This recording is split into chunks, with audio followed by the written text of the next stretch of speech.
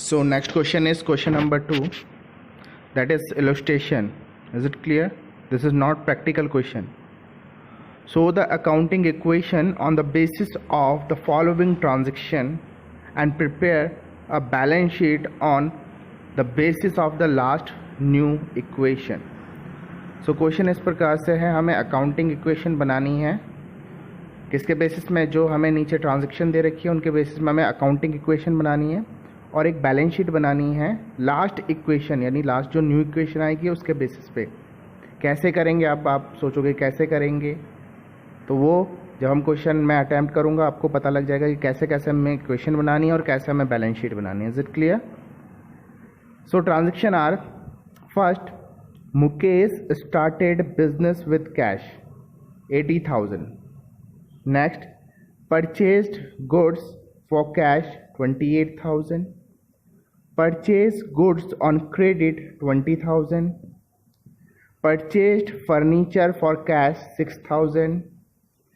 Paid rent 2,000. Commission received या received commission 500. Withdraw cash for private use 3,000. Sold goods on credit cost ₹30,000 for 40,000.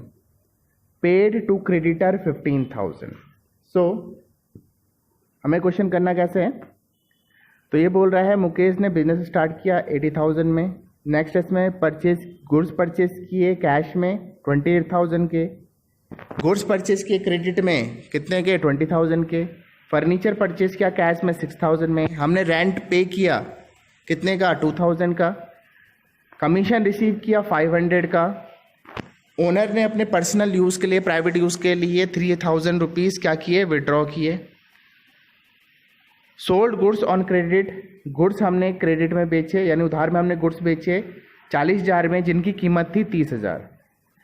Paid to creditor, हमने जो creditor है उसको पे किया है 15,000 रुपये. Is it clear?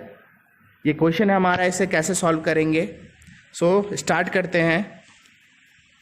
सो ये क्वेश्चन है, ठीक है. इसका सॉल्यूशन है, जो मैंने आपको क्वेश्चन एक्सप्लेन किया उसका सॉल्यूशन है, ठीक है. ये अकाउंटिंग इक्वेशन है, ऊपर लिख लेना है, इसके ऊपर लिख लेना है accounting equation, serial number, transaction, asset equal to liability plus capital. ये इसका फॉर्मेट होता है.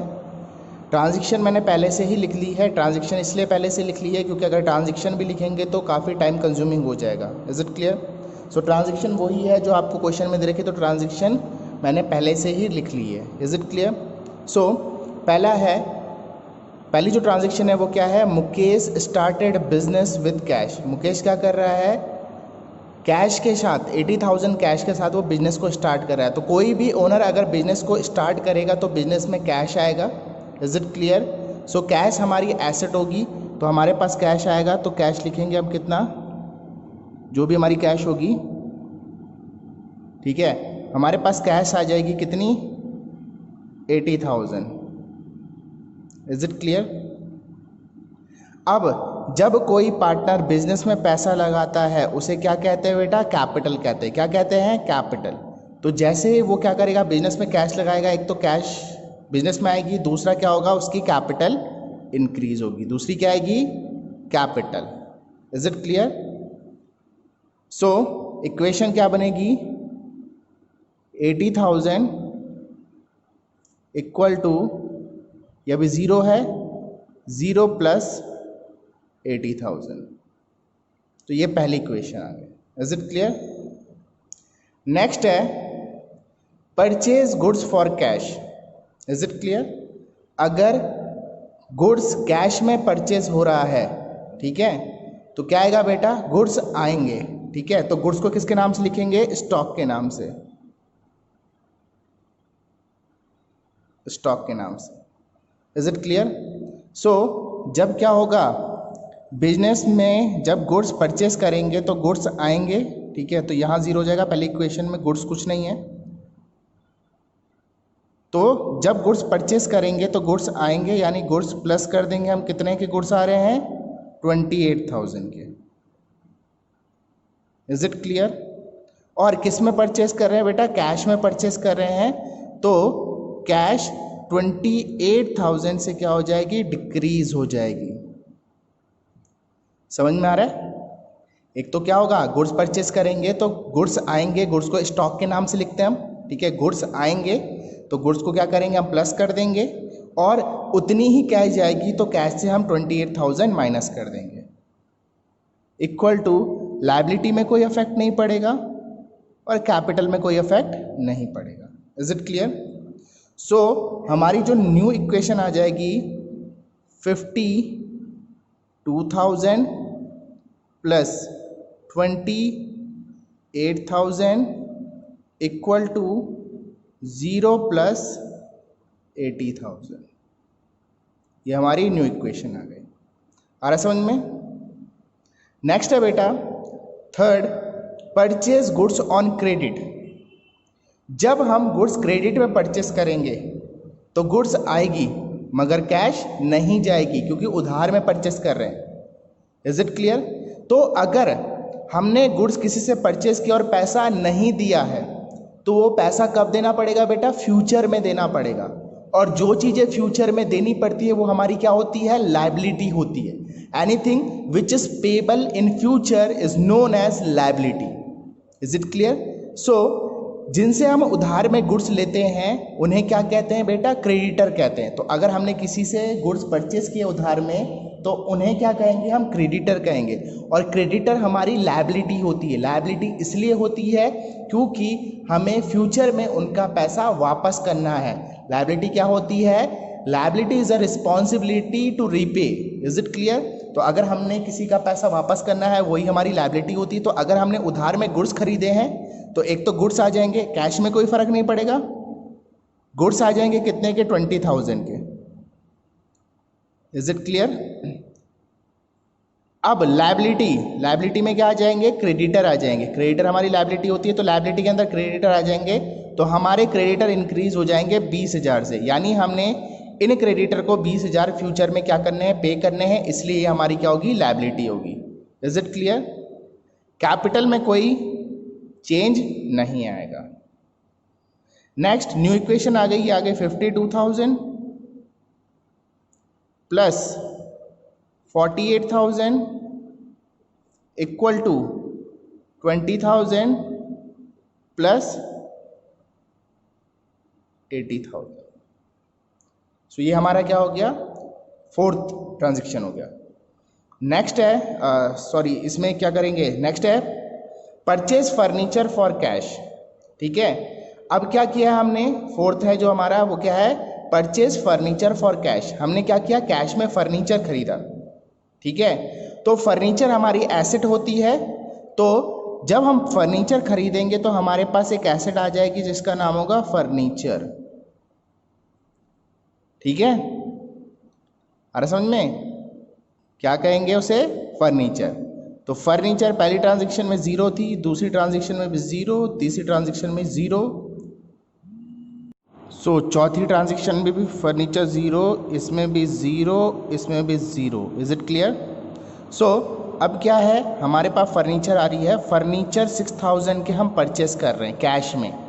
ठीक है, कैश में परचेस कर रहे हैं तो बेटा कैश 6,000 से कम हो जाएगा क्योंकि कैश चली जाएगी। Is it clear? स्टॉक में कोई फ़र्क नहीं पड़ता क्योंकि स्टॉक में जब तक हम गुड्स परचेज या सेल नहीं करेंगे तब तक स्टॉक में कोई फ़र्क नहीं पड़ेगा। मगर फर्नीचर हमारे इंक्रीज़ हो जाएंगे कितने से? 6,000 से, क्योंकि हमारे पास फर्नीचर आ गए। ठीक है, उधार में हमने ख़रीदा नहीं तो हमने हमारी लायबिलिटी कुछ नहीं होगा और कैपिटल में कोई फ़र्क नहीं पड़ेगा। Is it clear? So furniture आएंगे और कैश जाएगी।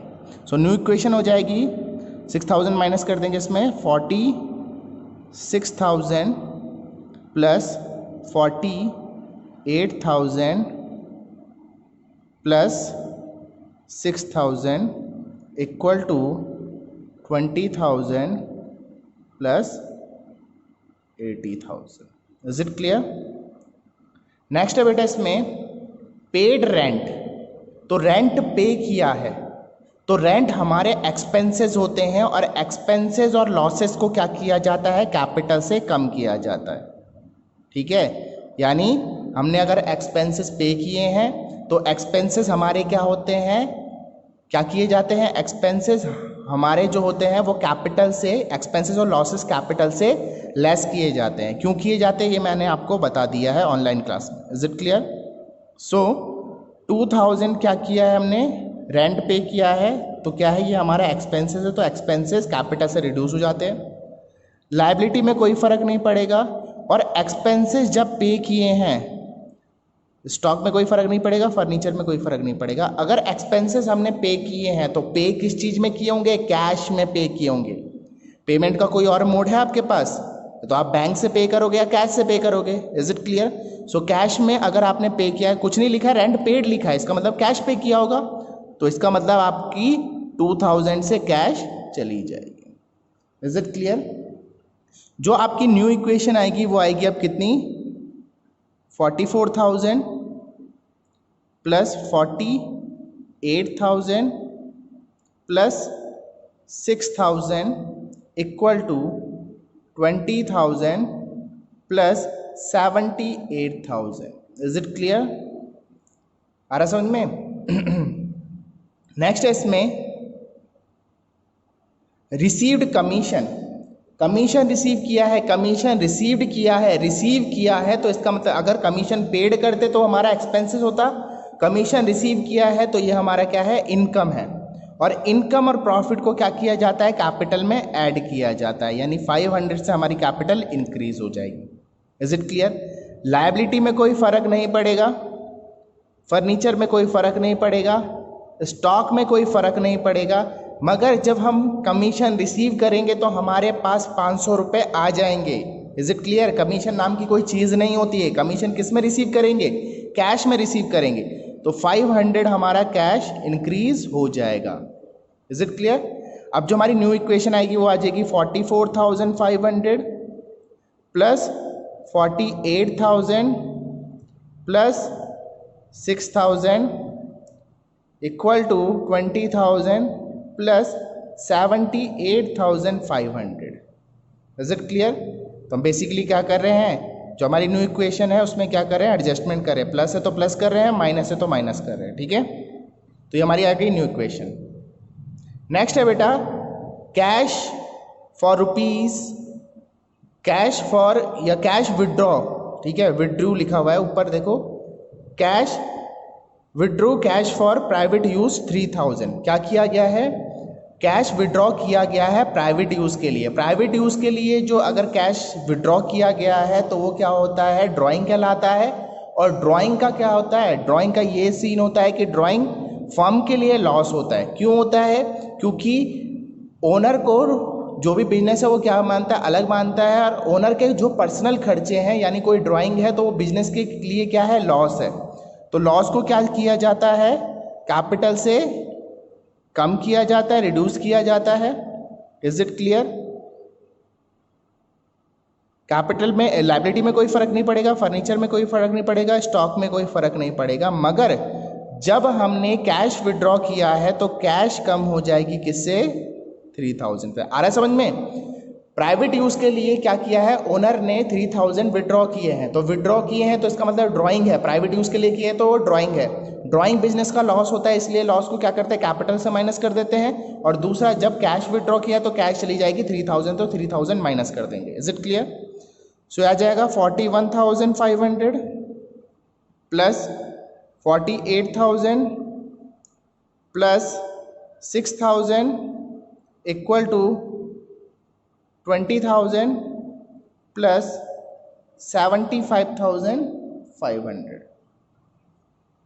ठीक है, नेक्स्ट है बेटा इसमें कि sold goods on credit for rupees 40,000 cost 30,000। Basically ये सुन लो, ये क्या पॉइंट है कि हमने क्रेडिट में गुड्स बेचे जिनकी कीमत थी कितनी, 30,000। कितनी कीमत थी बेटा, 30,000। अरे समझ में, हमने बेचा कितने में, 40,000 में। Is it clear? सो 30,000 के गुड्स हमने 40,000 में बेच दिए, यानी 10,000 का हमें क्या हो गया, प्रॉफिट हो गया। एक ये याद रखना, क्या हो गया, ये प्रॉफिट हो गया। Is it clear? गुड्स कितने के थे, 30,000 के। कितने के गुड्स थे बेटा, 30,000 के। तो स्टॉक से गुड्स कितने के जाएंगे, 30,000 के जाएंगे। Is it clear? यानी 40,000 रुपये हमें कैश में मिलने चाहिए थे। अरे समझ में 40,000, ये दोबारा सुन लो, 30,000 के गुड्स 40,000 में हमने बेच दिए, तो गुड्स थे तो 30,000 के थे, तो गुड्स कितने के गए? 30,000 के, जिनकी वैल्यू 30,000 थी। तो गुड्स से हम क्या करेंगे, यानी स्टॉक से हम 30,000 माइनस करेंगे। दूसरा, 40,000 में बेचे यानी 10,000 का प्रॉफिट हो गया। प्रॉफिट को क्या किया जाता है, कैपिटल में ऐड किया जाता है। तो 10,000 जो प्रॉफिट है वो कैपिटल में ऐड हो जाएगा। Is it clear? अगर हम उसे कैश में बेचते तो हमारे पास 40,000 कैश आ जाती, मगर बेचा किस में है? क्रेडिट में। अगर हम किसी को क्रेडिट में गुड्स बेचते हैं तो वो हमारे डेटर होते हैं। क्या होते हैं? डेटर।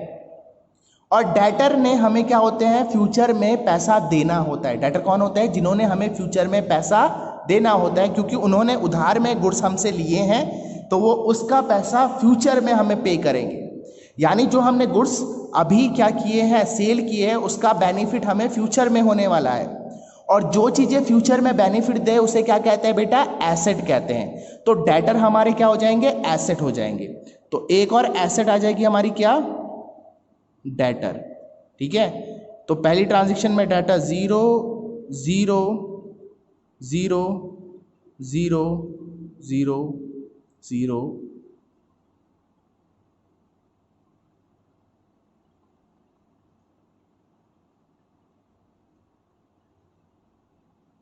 Is it clear? सो अब नए एसेट भी आ गए हमारे, debtor. Is it clear? Debtor क्यों आया, दोबारा सुन लो कि हमने क्या किया है, 30,000 के गुड्स 40,000 उधार में बेचे, क्रेडिट में बेचे हैं। अरे समझ में? तो 30,000 के गुड्स से तो हमारे स्टॉक जाएंगे 30,000 के, क्योंकि 30,000 उनकी वैल्यू थी, तो स्टॉक लेस होंगे 30,000 से। 40,000 में बेचे तो 10,000 का प्रॉफिट हो गया। तो सिंपल सी बात है, ये तो आप आराम से कैलकुलेट कर सकते हो। तो क्या है, ये कॉमन सी चीज़ है। 30,000 की चीज़ अगर हमने 40,000 में बेच दी तो आपको 10,000 का प्रॉफिट हो जाएगा। और प्रॉफिट को ऐड किया जाता है बेटा कैपिटल में। किस में ऐड किया जाता है? कैपिटल में। Is it clear? अब ये 40,000 में हमने बेचे हैं तो हमें 40,000 कैश मिलना चाहिए, अगर हमने कैश में बेचे होते तो। मगर हमने कैश में नहीं बेचे, हमने ये क्रेडिट में बेचे, यानी ये 40,000 हमें फ्यूचर में मिलेंगे। अरे समझ में? और जो चीज़ें फ्यूचर में बेनिफिट दे वो हमारे क्या होते हैं? एसेट होते हैं। यानी जो ये 40,000 हमें मिलने वाले हैं ये फ्यूचर में हमारी एसेट होगी। Is it clear? अब जिनको हम उधार में गुड्स बेचते हैं उन्हें क्या कहते हैं? हम डेटर कहते हैं। तो ये 40,000 क्या होंगे? हमारे डेटर होंगे, जो हमें फ्यूचर में मिलने वाले, इसलिए हमारे एसेट होंगे। सो कैश में कोई फर्क नहीं पड़ेगा क्योंकि क्रेडिट में हमने बेचा है। स्टॉक यानी गुड्स चले जाएंगे 30,000 से, ये मैंने आपको बता दिया है क्यों जाएंगे 30,000 से, सिंपल सी बात है। नेक्स्ट, फर्नीचर में कोई इफेक्ट नहीं पड़ेगा, मगर हमारे डेटर बढ़ जाएंगे कितने से? 40,000 से, क्योंकि ये हमारी एसेट है। क्यों एसेट है मैंने बता दिया है। Is it clear? क्योंकि इन्होंने फ्यूचर में हमें पैसे देने हैं, डेटर ने हमें फ्यूचर में पैसे देने हैं, इसलिए हमारे एसेट है। Anything which gives economic benefit in future is known as asset. तो डेटर भी हमारे एसेट होते हैं। क्रेडिटर उतने ही रहेंगे, यानी 0 इफेक्ट पड़ेगा। ठीक है, मगर 10,000 से हमारी कैपिटल इंक्रीज हो जाएगी, क्योंकि हमने 30,000 के गुड्स 40,000 में बेच दिए, तो 10,000 का प्रॉफिट, और प्रॉफिट क्या किया जाता है? कैपिटल में ऐड किया जाता है। ठीक है, न्यू इक्वेशन बन गई बेटा 41,500 plus 18,000 plus 6,000 plus 40,000 equal to 20,000 plus 85,500। Is it clear? ये हमारी इक्वेशन आ गई। ठीक है, अब लास्ट वन है कि पेड टू क्रेडिटर, क्रेडिटर को पे किया। तो अगर आपने किसी को पैसा देना है, ठीक है, अगर आपने किसी को पैसा देना है तो कैश तो चला जाएगा 50,000 से, 15,000 रुपये अगर आपने क्रेडिटर को पे कर रहे हैं तो कैश चला जाएगा 15,000 से। स्टॉक में कोई फ़र्क नहीं पड़ेगा, फर्नीचर में कोई फ़र्क नहीं पड़ेगा, डेटर में कोई फ़र्क नहीं पड़ेगा, मगर क्रेडिटर को हमने पे कर दिया। यानी क्रेडिटर को हमने 20,000 रुपये देने थे, 15,000 रुपये हमने पे कर दिए। अब कितने पे करने हैं? 5,000। Is it clear? तो यानी जब हम क्रेडिटर को पे करते हैं तो क्रेडिटर भी कम हो जाएंगे 15,000 से। आ रहा समझ में? और कैपिटल में कोई फर्क नहीं पड़ेगा। ठीक है।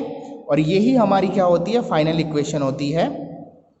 ये हो जाएगा कितना, 26,500 plus 18,000 plus 6,000 plus 40,000 equal to 5,000 plus 85,500।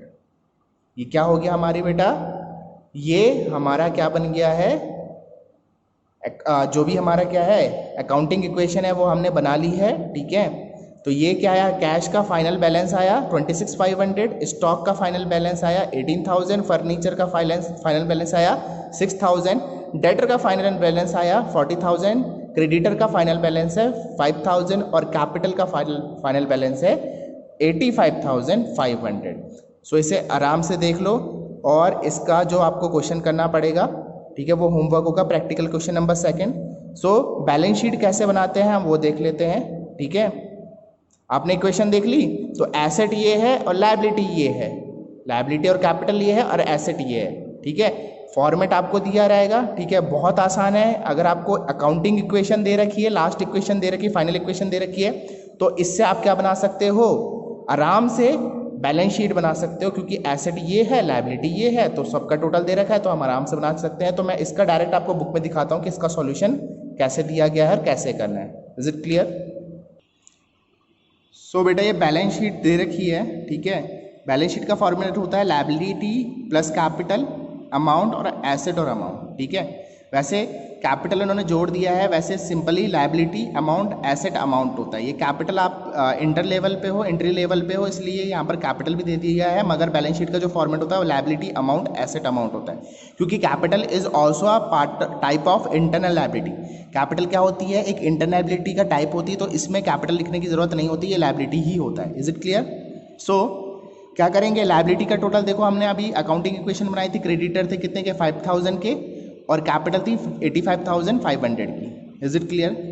Cash थे कितने, कैश का फाइनल बैलेंस था 26,500, स्टॉक का बैलेंस था फाइनल बैलेंस 18,000, फर्नीचर का फाइनल बैलेंस था 6,000 और डेटर का फाइनल बैलेंस था 40,000। तो दोनों का टोटल किया और टोटल मैच हो गया। तो यही हमारी अकाउंटिंग इक्वेशन को क्या करता है, सर्टिफाई करता है कि हमारी अकाउंटिंग इक्वेशन सही।